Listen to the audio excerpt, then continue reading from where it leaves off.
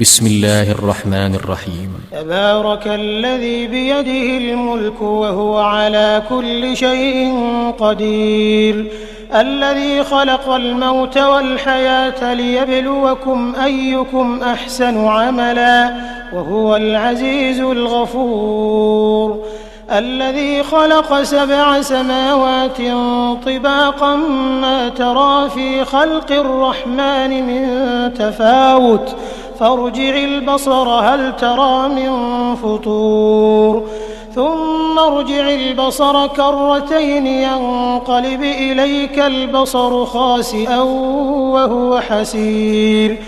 ولقد زينا السماء الدنيا بمصابيح وجعلناها رجوما للشياطين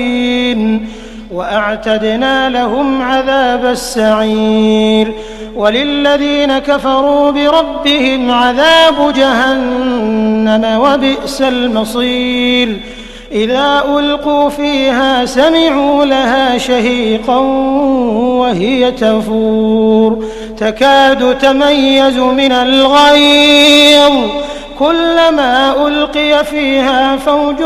سألهم خزنتها ألم يأتكم نذير، قالوا بلى قد جاءنا نذير فكذبنا وقلنا ما نزل الله من شيء إن أنتم إلا في ضلال كبير، وقالوا لو كنا نسمع أو نعقل ما كنا في أصحاب السعير، فاعترفوا بذنبهم فسحقا لأصحاب السعير، إن الذين يخشون ربهم بالغيب لهم مغفرة وأجر كبير، وأسروا قولكم أو اجهروا به إنه عليم بذات الصدور، ألا يعلم من خلق وهو اللطيف الخبير، هو الذي جعل لكم الأرض ذلولا فامشوا في مناكبها وكلوا من رزقه وإليه النشور، أأمنتم من في السماء أن يخسف بكم الأرض فإذا هي تمور، أم أمنتم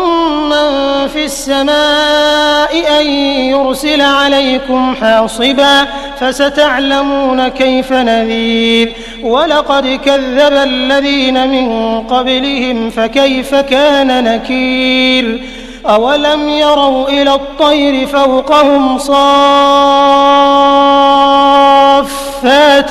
ويقبضن ما يمسكهن إلا الرحمن إنه بكل شيء بصير، أمن هذا الذي هو جند لكم ينصركم من دون الرحمن إن الكافرون إلا في غرور، أمن هذا الذي يرزقكم إن أمسك رزقه بل لجوا في عتو ونفور، أفمن يمشي مكبا على وجهه أهدى أم من يمشي سويا على صراط مستقيم، قل هو الذي أنشأكم وجعل لكم السمع والأبصار والأفئدة قليلا ما تشكرون، قل هو الذي ذرأكم في الأرض وإليه تحشرون، ويقولون متى هذا الوعد إن كنتم صادقين، قل إنما العلم عند الله وإنما أنا نذير مبين، فلما رأوه زلفة سيئت وجوه الذين كفروا وقيل هذا الذي كنتم به تدعون، قل أرأيتم إن أهلكني الله ومن معي أو رحمنا فمن يجير الكافرين من عذاب أليم، قل هو الرحمن آمنا به وعليه توكلنا فستعلمون من هو في ضلال مبين قل أرأيتم إن أصبح ماؤكم غورا فمن يأتيكم